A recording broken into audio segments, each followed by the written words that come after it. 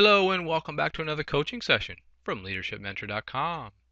In our time together this week, I want to share with you part of a coaching session, and I just love this one. It's called Checkers or Chess. And really, in essence, to skip to the bottom line here, it's how we look at our team members. So let's take a look at just part of our coaching session this week. So what is the difference between checkers and chess? If you are familiar with the games, then you know that in checkers, all the game pieces are the same. They look the same, they move the same, and so the strategy that you use is it doesn't depend on which game piece you're looking at. They are all the same. Now in chess, it's much different. It's more complex. Each type of game piece is actually different, and so they look different and they move different. Some can move in any direction. Some can only move two spaces up and one over, and so the strategy that we use in chess is very different because we have to look at each game piece individually. Well, and as you've probably figured out, team members are unique as well, and I love this analogy because it really helps us to look at what we do in a different way. So,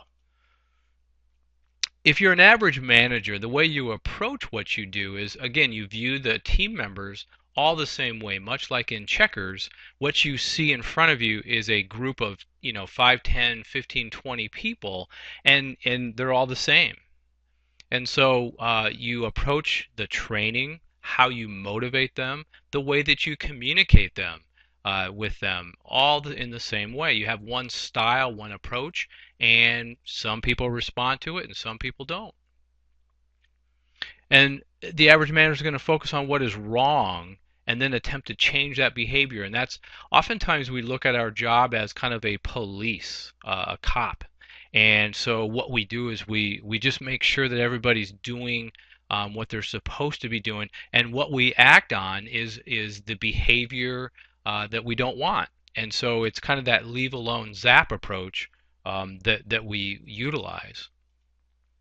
Now, if you get this and you're a great manager, great leader, supervisor, then you're going to look at each team member as unique.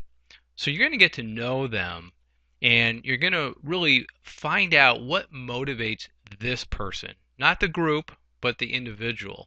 How do they want to be communicated to? What's important to them? Some of your team members are going to need daily recognition and support because they're not secure with what they're doing. Some of them are not going to really need that, and so it's your job as the team leader to take a look at how do I motivate and how do I communicate. We learn in different ways, and so our approach to training and coaching them is going to be much different. Some of us need to visually see, kind of hands-on, learn how to do something. Other people just simply can watch somebody else or they can read about it.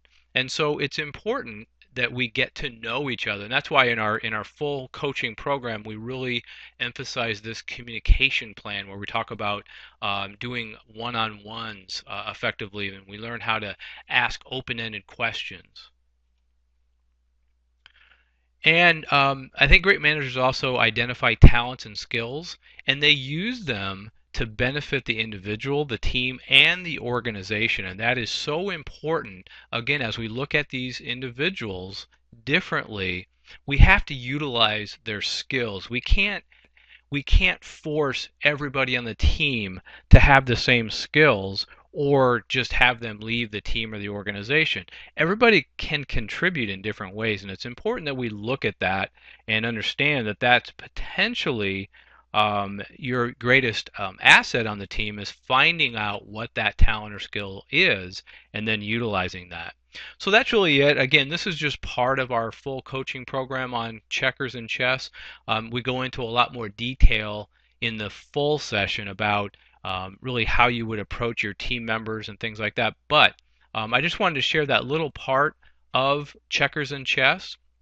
And so hopefully you get an idea, again, that the way we approach our team members is going to be so important, and that we look at them as individuals, and it's a discovery process to find out, how it is that they learn, how do they best want to be communicated with and to, and how do I effectively motivate them? And so we do that again through effective one-on-ones and building relationships, professional relationships with our team members.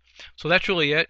I want to encourage you, if you're not a member of our community, to sign up and to take a look at our premium coaching program, because what we do is we will build your skill each and every week, much like this video, and we will deliver a email, and in that email we'll take you to a page on our website, and then it'll have a coaching session that's going to be 10 to 15 minutes in length, and we'll periodically send you emails as well as reminders and support about the theme of the week. And so it's a great way to have a mentor and a coach as you're learning how to be a better leader. So I hope you found this helpful, and I hope you have a phenomenal week.